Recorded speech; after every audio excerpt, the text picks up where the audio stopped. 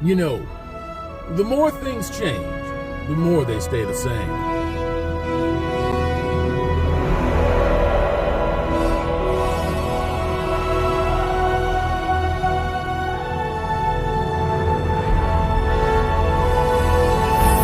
You're watching Hammerhand, the Mgtow Monk.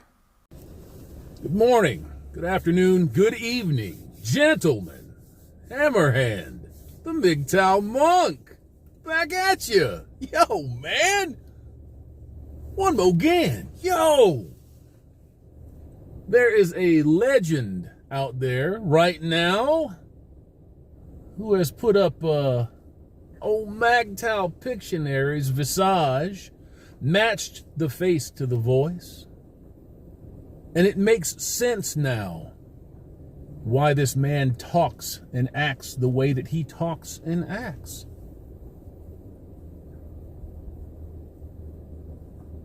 It sure does. So I have reached out to Mgtow Dicktionary.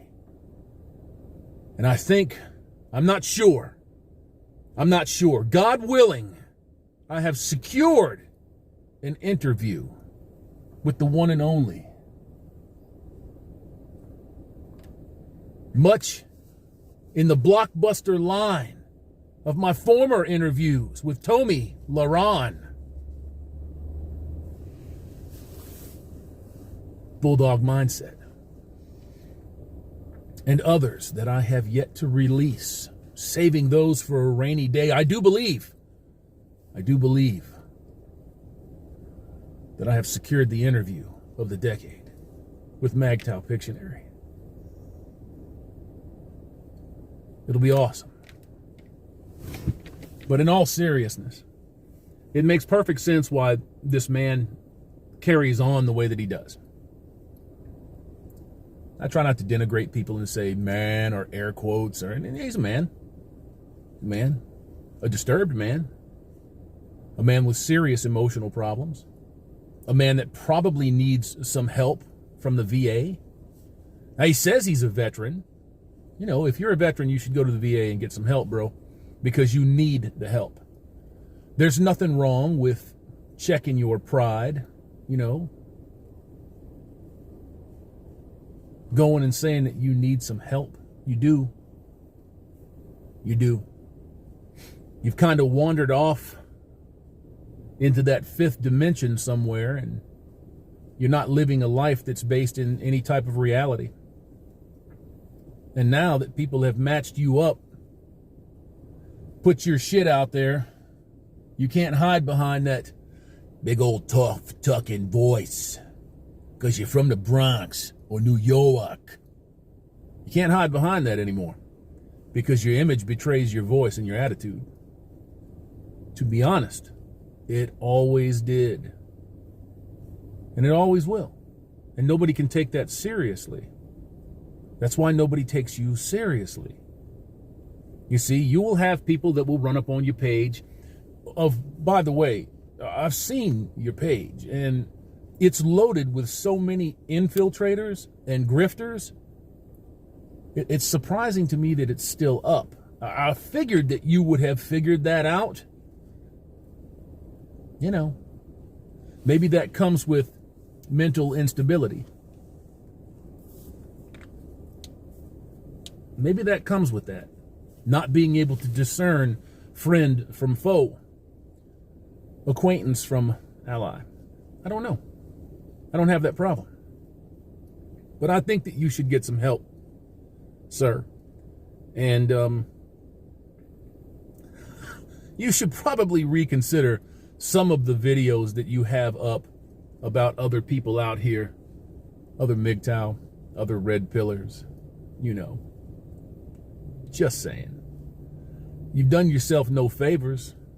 You're obviously not in the business of trying to make friends or make nice with people or trying to find common ground with them. I've said this about hoes, about females, male and female hoes, by the way, that they would throw away 80% of everything that they've ever wanted in life because the 20% wasn't there. It's very true. It's very true. I watch that happen almost on a daily basis. especially with women and the way that they select mates. Pretty ridiculous stuff, if you ask me. You didn't, but hey, I just figured I'd offer that one up. And it does make sense when you put that savagery, that hatred, and that anger, that spite and ire that comes out of this guy to the actual image of this guy. That's that little man syndrome. There are lots of smaller men out here, but they're still men, right? Shit, 5'3" and 5'5" IndyCar drivers, Formula One drivers. Not a lot of 5'5" NASCAR drivers. Pilots that are under 6 feet. Astronauts that are under 6 feet. The greatest artists in the world ain't over 6 feet. You know, weigh $105. This motherfucker is $105 soaking wet. But I understand now. I understand. I understand why he constantly goes after people's hearts.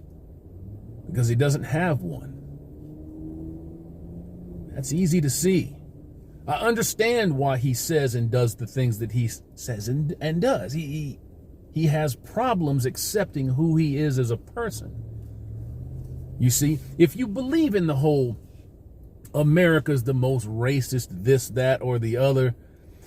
Oh, he's got it. Oh, get the flamethrower. Kill that motherfucker. If you believe that, then you have to go down the road that this guy is on. The same road that Yogi Zero Abs went down before he destroyed himself and his channel. I'm an Indian. I'm a red daughter. I'm living here in this country and nobody says hello or good night. They're all racist. They don't accept me. So what? So what? Welcome to the fucking club. You ain't special. There's hundreds of millions of men out here that ain't accepted because of their height, their weight, no hair. You know what I'm saying? Of course you do.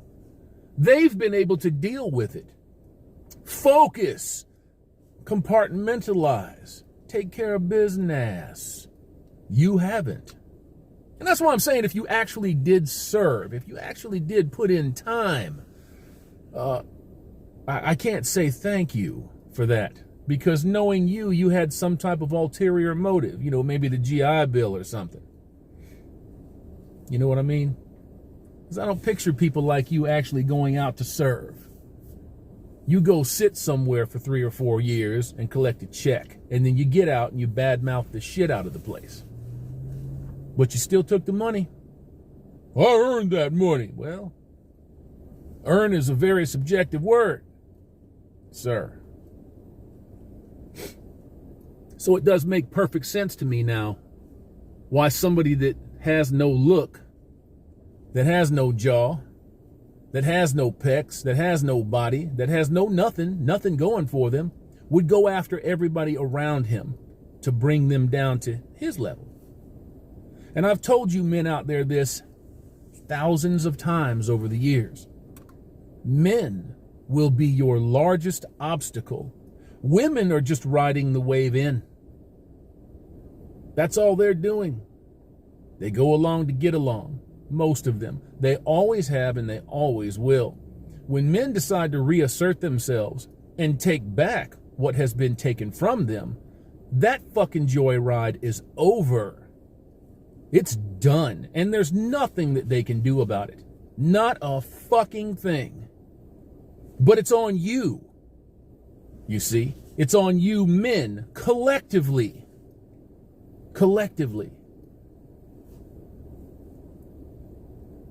One guy standing up doesn't have much of an impact. Depends on the guy, though. 100,000 guys standing up and saying, I don't think so.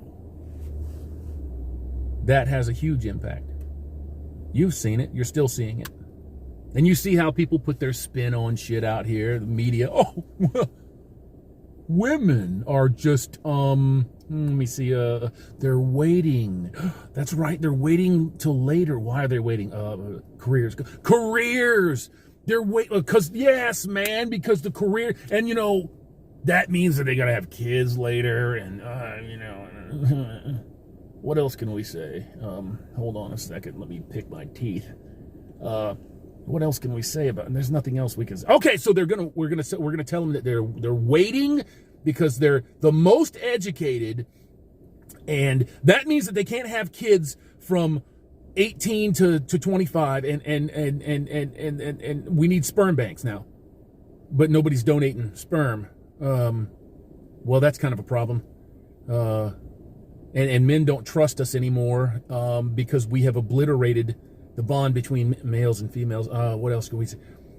That we're happy single. We're happy single.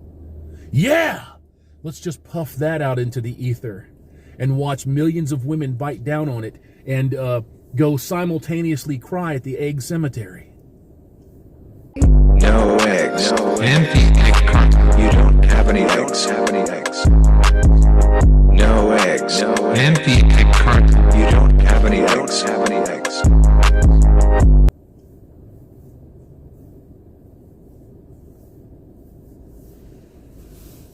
But I do understand why folks like Sidney P. Raghunath do the things that he do, say the things that he say, and it makes perfect sense seeing him.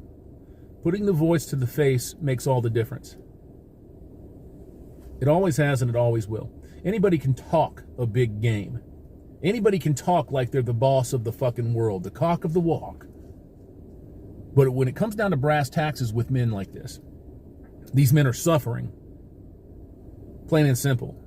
Now, I do not extend my hand to this particular man. He's done his fair share of fuckery where MGTOW and Red Pill are concerned. But my advice to you, sir, if you take advice anymore, I don't know if you do. Maybe you take too much Advil. Maybe you coke it up a little too much. I don't know. But my advice to you would be to apply to the VA if you're a service member, an ex-service member. If you got an honorable discharge, that might be questionable with you. I don't know. If you served honorably, that's awesome. Go to the VA. Make some appointments with some mental health professionals, sir. You need that more than any person I can think of right now in the manosphere. There aren't too many people in the manosphere that I would advocate that they get off of the internet and get their shit together. You're one of them. I'm sorry. I'm not laughing at you.